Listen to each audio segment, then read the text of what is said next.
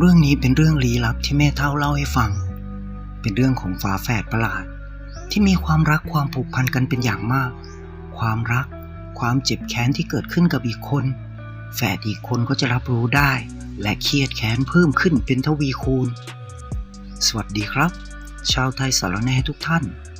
วันนี้ผมมีเรื่องสนุกแค้นมาเล่าให้ฟังครับให้กำลังใจช่องไทยสารแหน่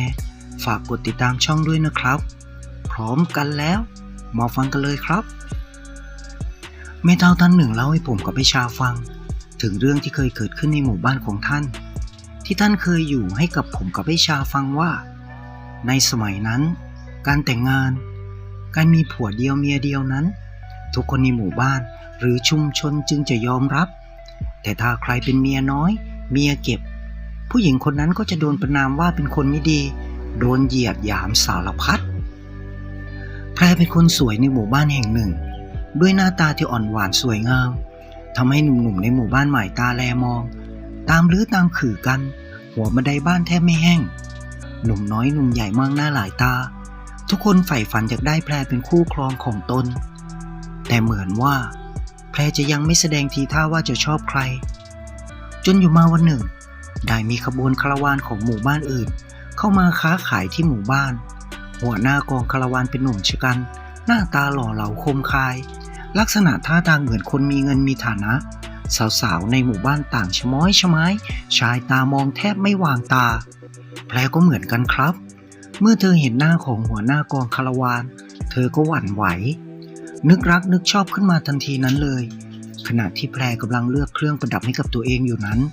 หนุ่มหัวหน้ากองคาราวานก็ยื่นแหวนทองวงหนึ่งให้เธอพร้อมกับพูดขึ้นว่า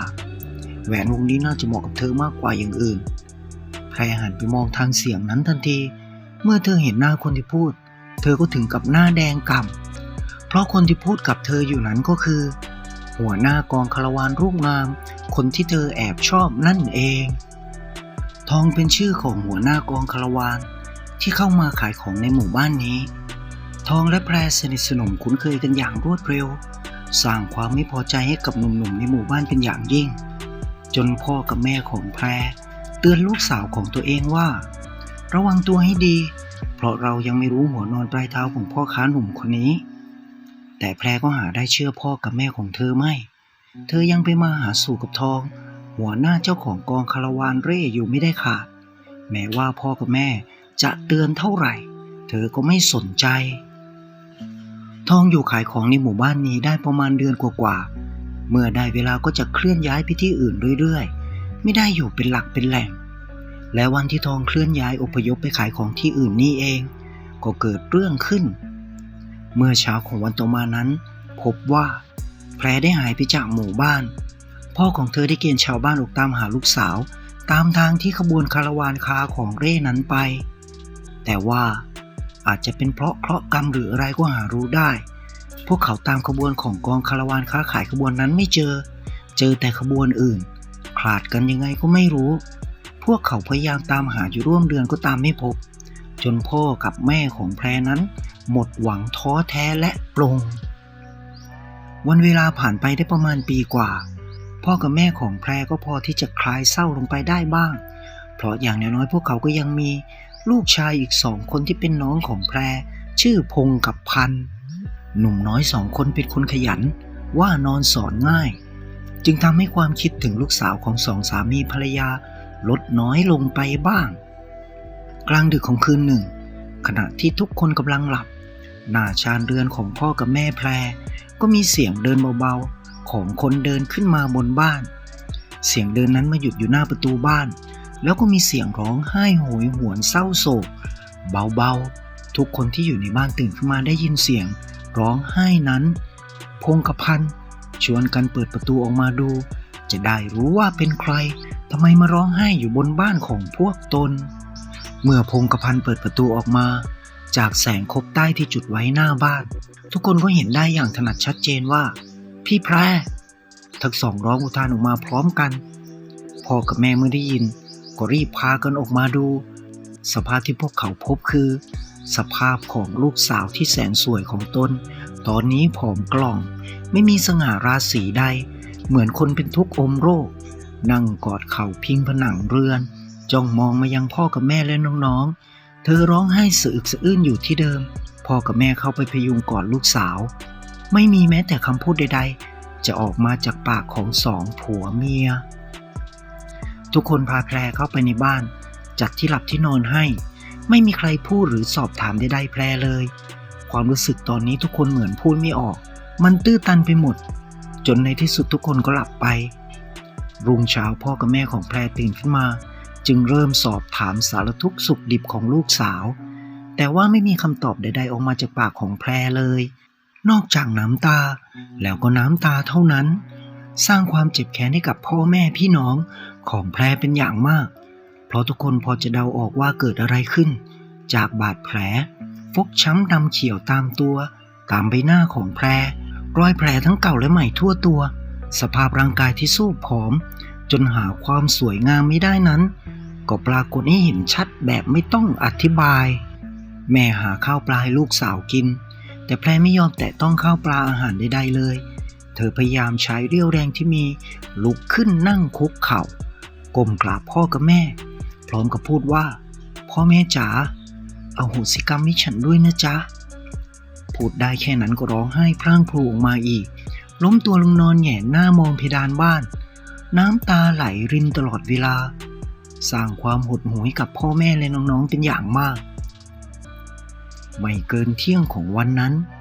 แพรก็สิ้นใจตายไปด้วยความทุกข์ระทมสร้างความโศกเศร้าให้กับพ่อแม่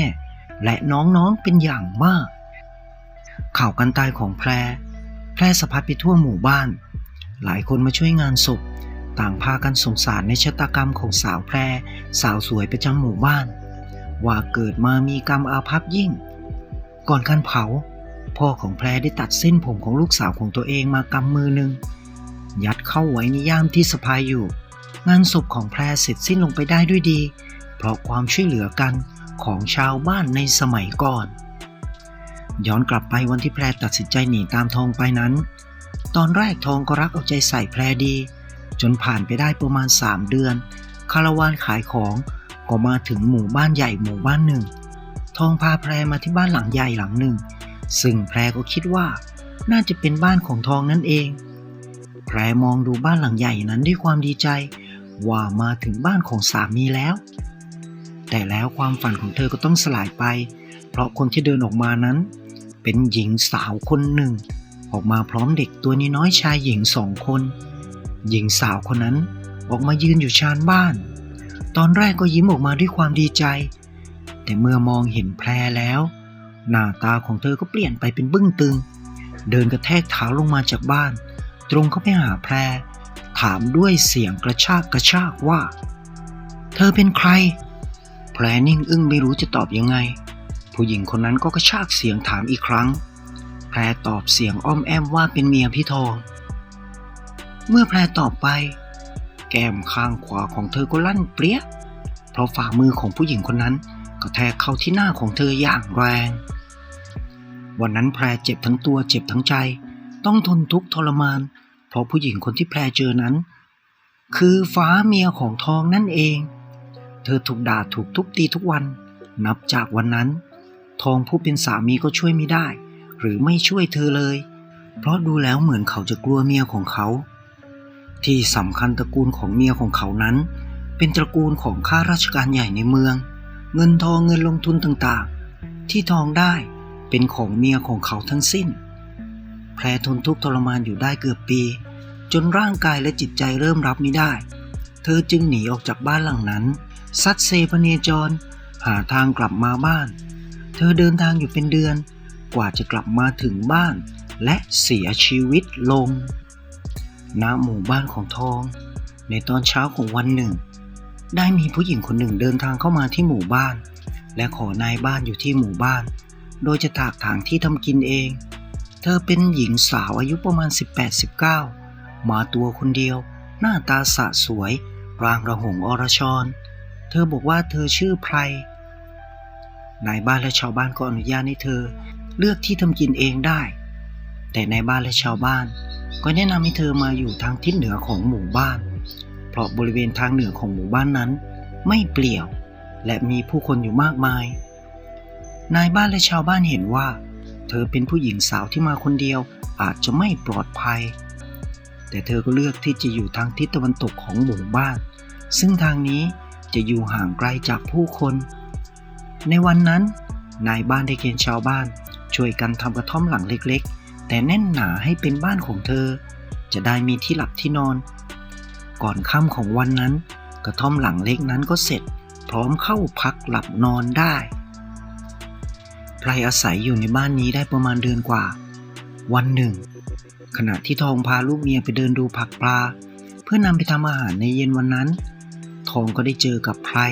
ที่เอาผักและพืชสวนของเธอไปแลกข้าวแลกเกลือกับชาวบ้านโดยความงามของเธอและความเจ้าชู้ของทองคุ้นหน้าคุ้นตาผู้หญิงคนนี้เป็นอย่างมากเหมือนกับว่าเขาคุ้นเคยกับเธอมาก่อนแต่เขาคิดไม่ออกเขามองเธอด้วยสายตาที่มีเล่ห์ในและมีแผนการจนเมียของเขานั้นรู้ได้และมีความรู้สึกว่าคุ้นหน้าผู้หญิงคนนี้มากแต่คิดไม่ออกฟ้าไม่ชอบหน้าของไพรแต่ไพรนั้นก็หาแลกข้าวแลกของเธอไปโดยหารู้ตัวไม่ว่ามีสายตาสองคู่ของสามีภรรยานั้นมองเธออยู่ดึกดื่นของคืนนั้นได้มีชายชะกันปิดหน้าปิดตา3 คนย่องไปที่กระท่อมของไพรเธอสะดุ้งตื่นขึ้นมากลางดึกเมื่อรู้สึกได้ว่ากระท่อมหลังน้อยของเธอไหวน้อยๆเหมือนมีคนหลายคนกำลังขึ้นมาบนเรือนเธอลุกขึ้นนั่งอย่างรวดเร็วไม่นานประตูกระท่อมของเธอก็ถูกผลักกระแทกอย่างแรงจนมันเปิดพลัวออกเพราะทนแรงกระแทกนั้นไม่ไหว3 หนุ่มนิรนามในชุดดำปิดหน้าปิดตาทั้ง3ก็เดินก้าวเข้าไปในกระท่อมของไพรพวกมันมองเห็นหญิงสาวสวยนางหนึ่งนั่งอยู่บนที่นอนพวกมันยิ้มออกมาด้วยความพอใจทั้ง3เดินก้าว3 ขุมเข้าไปหาไพรด้วยความต้องการแต่แล้วพวกมันก็ต้องหยุดชะงักตาเบิกค้างแล้วโลกทั้งโลกของพวกมันทั้ง3ก็ดับมืดสนิทลงรุ่งเช้าชาวบ้านก็แปลกใจเพราะมีหนุ่มชะกัน3 คนที่ชาวบ้านรู้จักกันดีมันชื่อทนกันโป3 หนุ่มนั่งตัวสั่นกอดกันอยู่ถนนกลางหมู่บ้านเมื่อพ่อแม่พี่น้องของพวกมันรู้เรื่องก็มาพาตัวกลับบ้านแต่พวกมันตอนนี้เหมือนคนบ้าพูดไม่รู้เรื่องเหมือนพวกมันกลัวอะไรจนเสียสติไปพ่อแม่ของพวกมันก็ต้องพาไปหาหมอผีหาหลวงตารดน้ำมนต์อยู่หลายรอบพวกมันดีขึ้นแต่ถ้าใครถามว่าเป็นอะไรพวกมันก็จะแสดงอาการหวาดกลัวออกมาจนไม่มีสติควบคุมตัวเองจนไม่มีใครถามพวกมันอีกทั้ง3จากที่เคยเที่ยวเตร่ทั่วหมู่บ้านตอนนี้อยู่แต่ในบ้านไม่ก้าวเท้าออกจากบ้านเลยไพรก็ยังไปตลาดแลกข้าวแลกของเป็นปกติทองก็พยายามส่งสายตาให้ไพรทุกครั้งที่เจอกันแต่ไพรทำเป็นไม่รู้มิชี้ซึ่งเมียของทองก็รู้และพยายามคิดว่าเคยเห็นใบหน้านี้ที่ไหนแต่คิดยังไงก็คิดไม่ออกจนวันหนึ่งทองเข้าไปเลือกผักที่ไพรเอาไปขายเอาไปแลกข้าวของแล้วชวนไพรคุยซึ่งไพรก็คุยปกติไม่ได้คิดอะไรแต่ฟ้าเมียของทองนั้นไม่พอใจเป็นอย่างมากตกเย็นเธอก็บอกสามีว่าจะไปช่วยงานบ้านเพื่อนอาจจะกลับดึกแล้วก็ออกจากบ้านไปพร้อมคนใช้คนสนิทไม่ได้ชวนทองไปด้วยทุ่มกว่าของคืนนั้นที่บ้านของไพรก็ปรากฏร่างของคน5 คนหญิง2ชาย3มาหยุดยืนอยู่หน้าบันไดบ้านของไพรฟ้าคนใช้ของเธอแล้วก็ชายชะกันอีก3 คนนั่นเองอีไพรออกมาหากูหน่อยฟ้าตะโกนขึ้นด้วยเสียงอันดังเงียบไม่มีเสียงตอบใดๆออกมาจากบ้านฟ้าตะโกนขึ้นอีกด้วยความโกรธเกรี้ยวแต่ก็เงียบเหมือนเดิมไปลากตัวมันลงมาฟ้าตะโกนบอกชายหนุ่ม3 คนที่มาด้วยทั้ง3ดึงบันไดลงจากบ้านพาดไต่ขึ้นไปทันทีแต่พวกมันทั้ง3ยังขึ้นไปไม่ถึงชานเรือนเลยก็มีเสียงพูดเยือกเย็นขึ้นด้านหลังของคนทั้ง5ขึ้นบ้านคนอื่นดึกดื่นแบบนี้โดยไม่ได้รับอนุญาตเขาเรียกไม่มีคนสั่งสอนนะจ๊ะทุกคนหันขวับกลับหลังไปมองทางเสียงนั้นทันทีอีไพรฟ้าอุทานขึ้นด้วยความตกใจและโมโหฉันเองจ้ะ มีอะไรหรือจ๊ะมึงมาก็ดีแล้วกูมีเรื่องคุยกับมึงเรื่องอะไรหรือจ๊ะไพรถามก็เรื่องผัวของกูไงวันนี้ก็เห็นมึงคุยลิลิกลิลิกับผัวกูอยู่นาน2 นานเลยฟ้าพูดขึ้นด้วยความโมโหคนไหนหรือจ๊ะไพรถามก็คนที่มึงคุยด้วยวันนี้ไงฟ้าตอบไปด้วยเสียงกระด้างขอโทษนะจ๊ะพอดีวันนี้ฉันคุยหลายคนจำไม่ได้จ้ะไพรตอบออกไปอีนี่ฟ้าชี้หน้าเดี๋ยวนะจ๊ะอีไหนเหรอเห็นว่าเป็นลูกผู้ดีไม่ใช่เหรอจ๊ะทำไมใช้แต่ภาษาไพร่ๆแบบนี้ล่ะจ๊ะเมื่อไพรพูดจบเลือดก็ขึ้นหน้าฟ้าเธอเดินปรีเข้าไปหาไพรหมายตบให้ตายคามือแต่ว่ามือขวาที่เธอเงื้อง่าขึ้นหมายตบหน้าไพรนั้นแต่ตอนนี้ถูกมืออันแข็งแกร่งเกินหญิงของไพรจับหมับไว้อย่างแน่นหนาและรุนแรงฟ้าเผลอร้องออกมาด้วยความลืมตัวแล้วมือซ้ายของไพรก็กระแทกเพรี้ยเข้าที่หน้าของฟ้าอย่างแรงจนหน้าหันเธอร้องว้ายออกมาทันทีแต่เสียงร้องของเธอยังไม่จบเลยหลังมือซ้ายก็ฟาดเข้าที่หน้าของเธออีกเธอหน้าหันกลับเจ็บปวดหน้าชาจนร้องไม่ออกแถมคนตบเหมือนจะไม่หยุดตบฟ้าสะบัดมือขวาที่โดนจับไว้นั้นอย่างแรงหวังให้พ้นจากพันธนาการและการถูกตบแต่เมื่อมือของเธอหลุดออกเธอก็กระเด็นหงายหลังกระแทกพื้นลงไปนอนจุกร้องโอยโอยบิดไปบิดมาเพราะว่าส้นเท้าของไพรกระแทกเข้าที่ท้องน้อยของเธออย่างแรงมันรวดเร็วจนพรรคพวกของเธอที่มาด้วยทำอะไรไม่ถูกช่วยไม่ทันเมื่อทุกคนได้สติไอ้หนุ่ม3 คนนั้นก็ทำท่าจะวิ่งเข้าไปหาไพรเพราะคนใช้คนสนิทของฟ้าตอนนี้กำลังเข้าไปพยุงร่างของเจ้านายที่นอนกุมท้องอยู่แต่ก่อนที่ทั้ง3 หนุ่มจะเข้าไปถึงตัวของไพรพวกมันก็ต้องหยุดชะงักร้องว้ากออกมาพร้อมกันถอยหลังห่างออกไปโดยอัตโนมัติคนใช้ของฟ้าเห็นทั้ง3 คนถอยหลังออกไปก็หันหน้าไปมองทางไพรทันทีเธอก็ต้องร้องว้ายขึ้นสุดเสียงพร้อมทิ้งร่างของเจ้านายลงไปกองอยู่กับพื้นเหมือนเดิมถอยหลังไปจนชนกระท่อมหลังน้อยของไพรจ้องตาเบิกโพลงตัวสั่นงันงกพูดไม่ออกทั้ง4 คนก้มหน้าสุดนั่งกอดกันตัวสั่นงันงกพูดอะไรไม่ออกฟ้าที่กำลังอาการดีขึ้นเห็นลูกน้องทั้ง4 คนที่ตนพามาอยู่ในอาการแปลกประหลาดเช่นนั้นก็ตวาดขึ้นสุดเสียงจัดการมันสิพวกมึงกลัวอะไรมันวะพร้อมกับค่อยๆลุกขึ้นชี้หน้าไพรมึงกล้าทำร้ายกูมึงอยู่ที่นี่ไม่ได้แน่ๆเมื่อฟ้าพูดจบไพรก็ตอบไปว่ากูมีอยู่ที่นี่อยู่แล้วแต่มึงต้องได้รับบทเรียนจากกูพูดจบไพรก็สาวเท้าเข้าหาฟ้าใช้มือจิกผมทั้งตบทั้งข่วนทั้งเตะสารพัดซึ่งฟ้านั้นทำอะไรไพรไม่ได้เลยจนฟ้าลงไปนอนกลิ้งอยู่กับพื้นแล้วพูดออกมาด้วยความยากลำบากว่ากูยอมแล้วกูยอมแล้วไพรหยุดจ้องมองหน้าฟ้าเหมือนจะกินเลือดกินเนื้อแล้วชี้หน้าฟ้าพูดออกมาด้วยเสียงอันดังว่าตอนพวกมึงทำร้ายแพรมึงเคยหยุดไหมพูดจบก็ทั้งตบทั้งกระทืบจนฟ้านั้นสลบไปในทันทีส่วนลูกน้องของฟ้าที่มาด้วยนั้นจ้องมองดูเจ้านายโดนทำร้ายด้วยสายตาอันหวาดกลัวสุดขีดพวกมันไม่กล้าเข้าไปช่วยไม่กล้าทำอะไรนั่งกอดกันตัวสั่นงันงกอยู่กับพื้นไพรเดินเข้าไปหาพวกมันเอามือจิกผมคนใช้คนสนิทของฟ้าที่ตัวสั่นตาเลือกลานทำอะไรไม่ถูกลากมาใกล้ๆกับร่างของฟ้าที่นอนสลบอยู่แล้วก็พูดขึ้นว่ามึงกับเจ้านายของมึงทำร้ายแพรพูดจบไม่นานคนใช้คนสนิทของฟ้าก็อยู่ในสภาพที่ไม่ต่างกันส่วนไอ้หนุ่ม3 คนนั้นเกินจะทานทนพวกมันร้องว้ากแหกปากร้องลั่นวิ่งเข้าไปในหมู่บ้านเหมือนพวกมันเห็นภาพอะไรที่น่าหวาดกลัวสุดชีวิตสุดขีดของพวกมันพอชาวบ้านถามพวกมันก็ตอบอะไรไม่ได้พวกมันเหมือนคนเสียสติเอาแต่ตัวสั่นพูดไม่เป็นภาษาพูดได้แต่ว่า กลัวแล้วกลัวแล้วกลัวแล้วที่บ้านของทองดึกแล้วฟ้าก็ยังไม่กลับเขาเลยคิดว่าคืนนี้เมียของเขาคงไม่กลับมาแน่ๆเขารีบแต่งตัวเดินลงจากบ้านจุดหมายอยู่ที่บ้านของไพรนั่นเองไม่นานเขาก็มายืนอยู่หน้าบันไดบ้านของไพรแล้วตะโกนเบาๆให้ได้ยินแค่คนอยู่ในบ้านว่าไพรไพรไพรจ๋าออกมาหาพี่หน่อยเขาตะโกนอยู่2-3 ครั้ง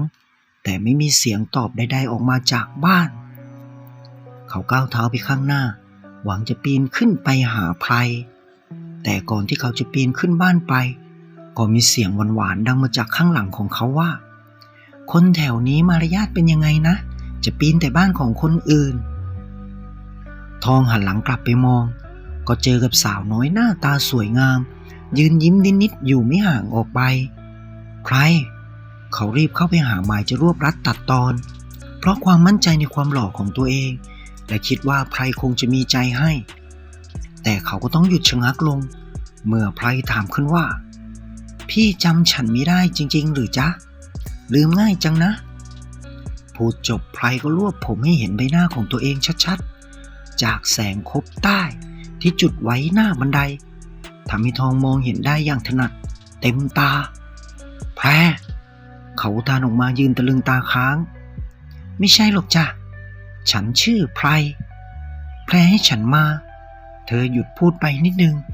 แล้วก็เอามือชี้หน้าทองพูดต่อไปว่าให้ฉันมาคิดบัญชีกับพวกแกพูดจบไพรก็ใช้มือขวาของเธอ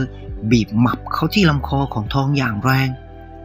ทองพยายามดิ้นรนสะบัดต่อยตีเพื่อให้หลุดจากการถูกบีบคอแต่ยิ่งดิ้นก็เหมือนยิ่ง